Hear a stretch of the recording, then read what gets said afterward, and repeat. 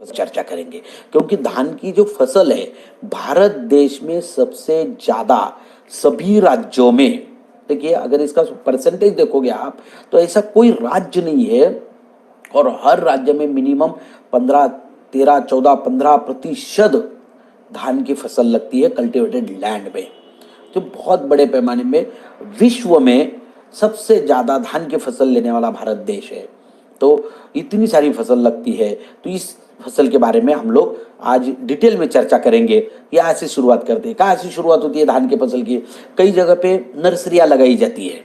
हम लोग पहले नर्सरी में पहले रोप बना लेते हैं और उसके बाद मुख्य खेत में उसको लगाते हैं। तो नर्सरी का बेड प्रिपरेशन कैसे किया जाता है वो थोड़ा सा एक पिक्चर के माध्यम से मैंने दिखाया आपको। छोटे छोटे बेड्स बनाते हैं, उसमें फिर रोपा बनाया जाता है। इस तरीके के बेड होते हैं। तो ये नर्सरी के बेड हो गए। करीबन 25 मिनिमम 25 दिन से लेकर 35 दिन तक नर्सरी में हमारे रोप रहते हैं। 25 दिन मिनिमम 25 दिन के बाद वहां से निकाल के ट्रांसप्लांटेशन स्टार्ट हो जाता है। तो नर्सरी में क्या करना चाहिए? नर्सरी में क्या उसको एक्सेस, आप तो नर्सरी लगा रहे हो मगर अच्छी फसल के लिए, अच्छे रोप बनाने के लिए क्या देना चाहिए, क्या रिकमेंडेशन है? तो अपना रिकमेंडेशन है, आपने जो सॉइल हेल्थ प्रोडक्ट है, बहुत शानदार प्रोडक्ट है, जमीन में देने वाला प्रोडक्ट है, 500 ग्राम में अवेलेबल है, उसका 1 पाउच और गार्डन गोल्ड के 10 पाउच दे सके तो इनको मिला के आप 1000 स्क्वायर फीट में, 1000 स्क्वायर फीट एरिया में आप नर्सरी में दे सकते हो। बहुत शानदार परिणाम आपको मिलेंगे। और नर्सरी में अगर आपको ये एक रिकमेंडेशन दिया गया है, ये आपने देना चाहिए ऐसा बिल्कुल नहीं, आप जो प्रैक्टिस कर रहे हो वो कीजिए। मैंने ये स्टैंडर्ड प्रैक्टिस बताई, आपको बता रहा हूँ, एकदम स्टैंडर्ड प्रैक्टिस बता रहा हूँ। तो पर एकड़ 5 किलो यूरिया, अगर आपकी 1 एकड़ की नर्सरी है तो 5 किलो यूरिया आप जमीन में नर्सरी में दे सकते हो। ज़्यादा यूरिया देने की जरूरत नहीं है। तो नर्सरी, एक नर्सरी का माध्यम हो गया। फिर नर्सरी से क्या होता है, जैसे मिनिमम 25 दिन से 35 दिन तक आप उसको निकाल के फिर मुख्य खेत में लगाओगे। कहाँ करोगे? मुख्य खेत में करोगे। तो 15 से ट्रांसप्लांटेशन करते समय क्या देना जरूरी है, ये अगर आप ठीक से लिख लेना, आपके पास पेन होगा ही, नोट डाउन कर सकते हो आप। तो ट्रांसप्लांटेशन करते समय या ट्रांसप्लांटेशन के 15 से 20 दिनों तक, यानी कि ऐसा जरूरी नहीं आप किसी किसान के पास चले गए और उन्होंने कहा कि भाई हमारा तो ट्रांसप्लांटेशन हो गया है, तो नहीं, अब उससे उतना डरने की जरूरत नहीं है। तो 15 से 20 दिनों तक आप उसको रिकमेंड करिए। सॉइल हेल्थ स्पेशल 500 ग्राम और हरित संजीवनी स्टेज नंबर 1, हरित संजीवनी का जो अपना बॉक्स आता है उसमें से स्टेज नंबर 1 जमीन वाली ट्रीटमेंट है, जन्म अवस्था वाली ट्रीटमेंट है। तो ये दोनों एक साथ मिला के 500 ग्राम और 250 ग्राम एक साथ मिला के किसी भी खाद के साथ या फिर सूखी मिट्टी के साथ मिला के आप दे सकते हो। 1 एकड़ में देना है। अब धान में पानी का तो सवाल रहता ही नहीं, क्योंकि धान पानी में ही धान आता है, तो उसके बाद पानी तो रहता ही है, तो अपना काम शुरू कर देता है। इस अवस्था में, ट्रांसप्लांटेशन की अवस्था में अगर आप खाद दे ही रहे हैं, हर किसान देता है, हर किसान देता है, मगर उस समय किसकी जरूरत पड़ती है, क्या देना है? नाइट्रोजन और फास्फोरस, उसकी जरूरत पड़ती है। तो करीबन उस समय आप 15 केजी यूरिया, 15 किलो यूरिया और 100 केजी सुपर फॉस्फेट सिंगल स्वरूप में स्ट्रेट फॉर्मेट में 1 एकड़ के लिए आप दे सकते हो। ये स्टैंडर्ड प्रोसेस है, ये देना चाहिए ऐसा नहीं, हर एरिया के अनुसार अलग अलग, जमीन के अनुसार अलग अलग हो सकता है। तो ये मैंने स्टैंडर्ड आपको इसका रिकमेंडेशन किया है। दोनों का महत्वपूर्ण रोल है शुरू में, क्योंकि फास्फोरस क्या काम में आता है? जड़ों की वृद्धि में काम में आता है। तो इसलिए शुरू में फास्फोरस की बहुत जरूरी होती है। यूरिया की, नाइट्रोजन की जरूरी क्यों होती है? वेजिटेटिव ग्रोथ बढ़ती है, इसलिए उसकी जरूरत होती है। उसके बाद कौन सी अवस्था में आएगी? वेजिटेटिव ग्रोथ में आएगी, यानी कि बचपन अवस्था में होती है, तो उसको ट्रिलिंग लगना शुरू हो जाता है।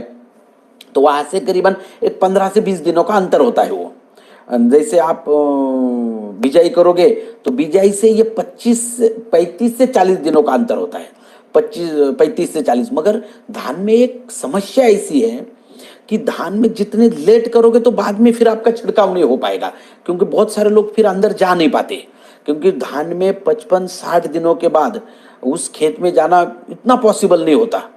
तो एवरेज 55 दिनों तक ही, 55-60 दिनों तक ही अपनी सारी ट्रीटमेंट उसे खत्म करनी चाहिए।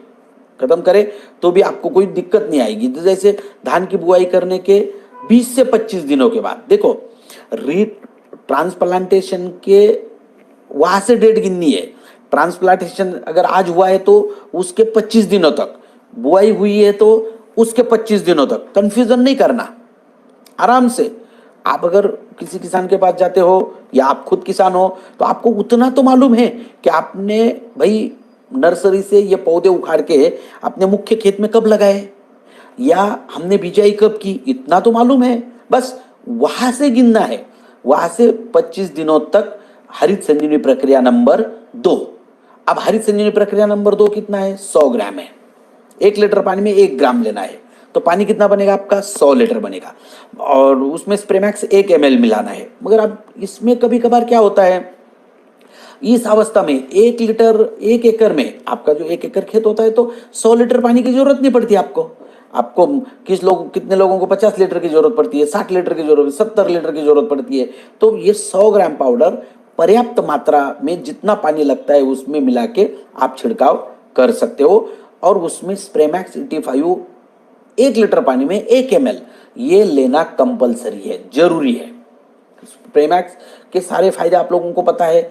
स्प्रेमैक्स के सिवा धान में छिड़काव करना ही नहीं है, तो ये एक रिकमेंडेशन दिया गया है। उसके बाद इस अवस्था में, क्योंकि अभी देखो ये वेजिटेटिव अवस्था है, बचपन अवस्था है, अब इस अवस्था में फसल को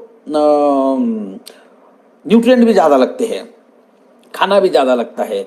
तो इस अवस्था में आपको इसमें कॉम्प्लेक्स खाद देने जरूरी है कुछ। फिर लोग डाई लगाते हैं, 20-25 दिनों के बाद डीएपी लगाते हैं। देखो आप डीएपी दे सकते हो 10-26-26, हर एरिया के हिसाब से, जमीन के हिसाब से ये खाद बदल सकते हैं। ये कोई कंपलसरी नहीं है कि यही देना चाहिए। तो डीएपी दे सकते हो, 10-26-26 दे सकते हो, 20-20-0-13 दे सकते हो। इसमें से कोई भी पर एकड़ में 50 kg देना है।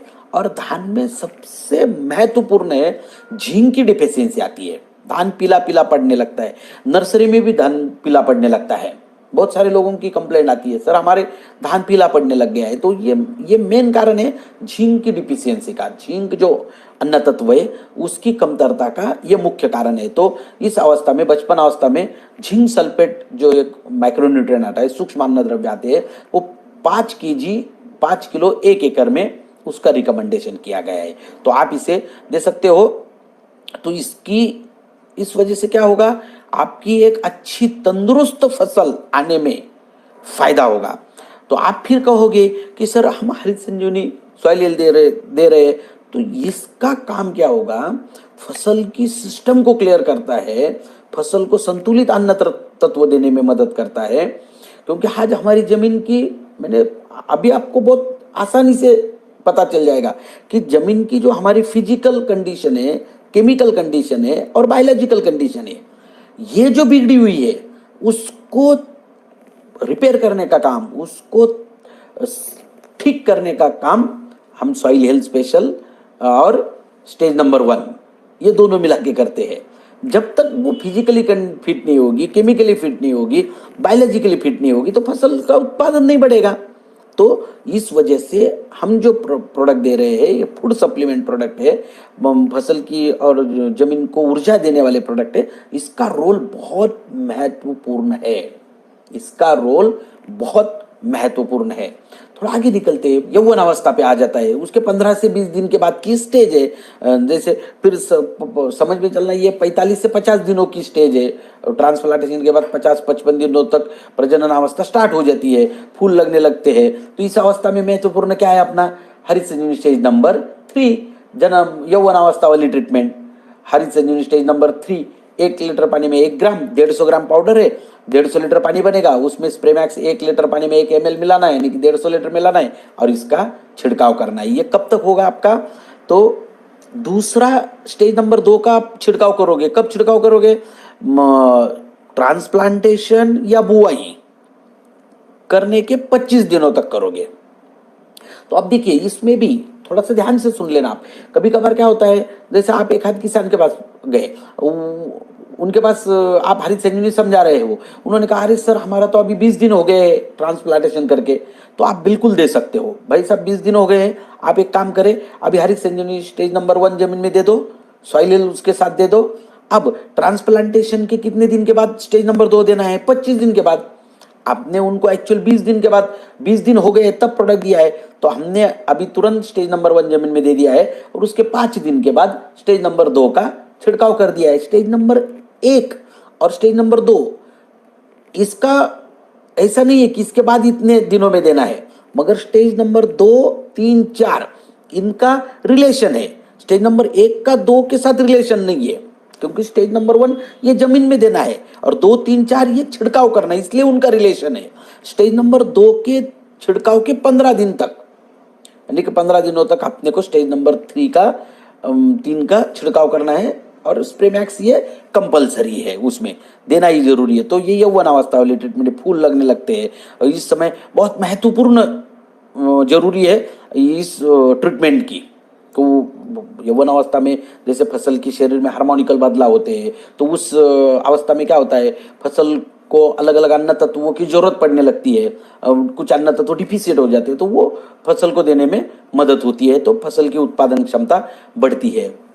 मैच्योरिटी स्टेज आती है, तो करीबन समझ लो उसके 20 से 25 दिनों के बाद मैच्योरिटी स्टेज होती है।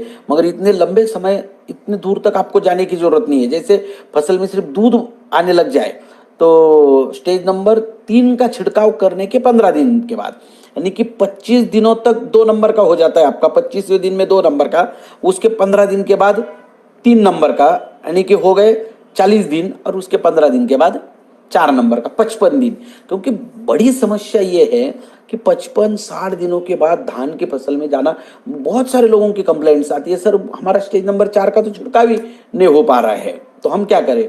तो इसके लिए आप इस अवस्था में इतने दिनों को अगर थोड़ा सा प्रमाण में लेके इसका छिड़काव अगर करेंगे और इसका एप्लीकेशन करेंगे तो बहुत अच्छे परिणाम आपको मिलेंगे। तो साथियों, ये मैच्योरिटी अवस्था है। स्टेज नंबर 3 के छिड़काव के 15 दिनों तक हमें हरित संजीवनी स्टेज नंबर 4 का छिड़काव करना है। 1 लीटर पानी में 1 ग्राम लेके उसके साथ कंपलसरी स्प्रे मैक्स को मिलाना ही है। स्प्रे मैक्स ये कंपलसरी प्रोडक्ट है। अब उसके साथ ये मैच्योरिटी में आप खाद भी देते हो, कुछ लोग खाद देते हैं, तो क्या देना चाहिए उसको, रिकमेंडेशन क्या किया है, तब फसलों को कौन से न्यूट्रिएंट की आवश्यकता है। जैसे मैंने आपको कहा, नाइट्रोजन की वेजिटेटिव ग्रोथ बढ़ने में आवश्यकता है और पोटेशियम की मैच्योरिटी स्टेज में आवश्यकता है, तो इस दरमियान आपको पोटेश देना आवश्यक है। तो पोटेश 30 केजी और यूरिया फिर 20 केजी 1 एकड़ के लिए, यानी कि उसकी ग्रोथ भी होगी और मैच्योरिटी भी अच्छी आएगी। इसके लिए ये खाद आप दे सकते हो। धान के फसल के ऊपर कौन सी बीमारी आ सकती है ये आपको बताया गया है।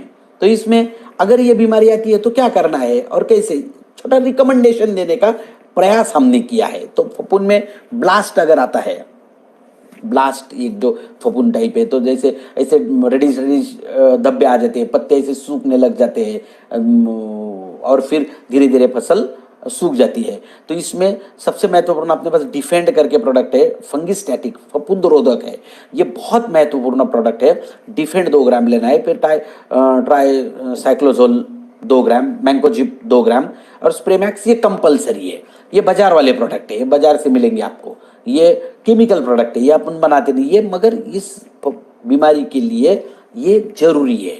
या आप इसको रिकमेंड कर सकते हो, दे सकते हो। एक्चुअल किसान देते ही है, ऐसा नहीं है कि पहली बार दे रहे हैं, ऐसा नहीं है कि पहली बार दे रहे हैं, किसान का एवरेज रेगुलर प्रैक्टिस है। ये मैंने सिर्फ कुछ एग्जांपल के लिए नाम आपको इसलिए दिए है कि आपने अगर इसको ध्यान से पढ़ा, आपने अगर इसको ध्यान से पढ़ा, समझ लिया, तो आप जब किसान के पास जाते हो या आप किसान हो तो आपको ये समझ में आएगा कि अरे नहीं ये प्रोडक्ट है, अच्छा ये दिया था, या किसी बीज भांडार वाले ने आपको दिया, अरे हाँ ये प्रोडक्ट है, ये फंगस पे चलता है। तो इसमें अगर रैपिड की जरूरत है तो रैपिड मिला के आप छिड़काव कर सकते हो। रस्ट कीटकों का अटैक अगर होगा तो।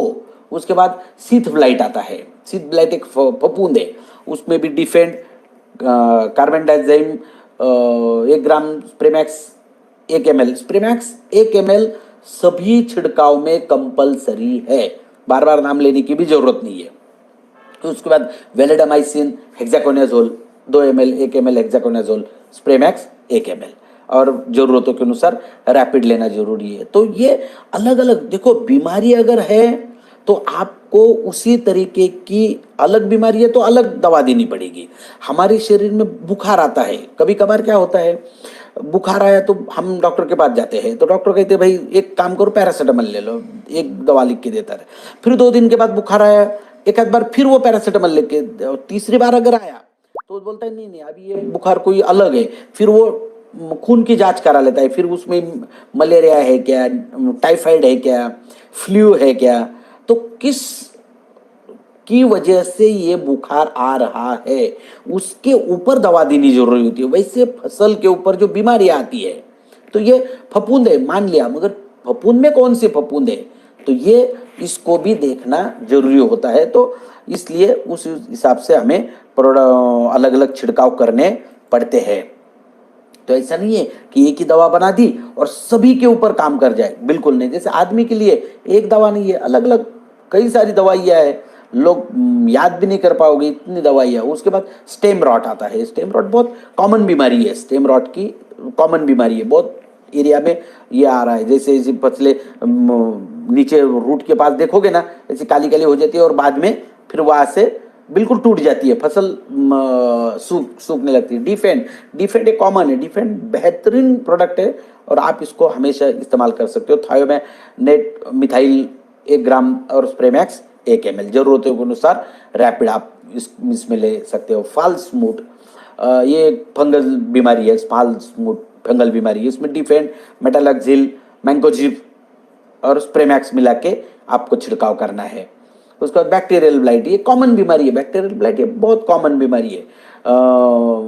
तो इसमें क्या होता है, अलग अलग पत्ते ऐसे रेडिश हो जाते हैं, बैक्टीरियल ब्लाइट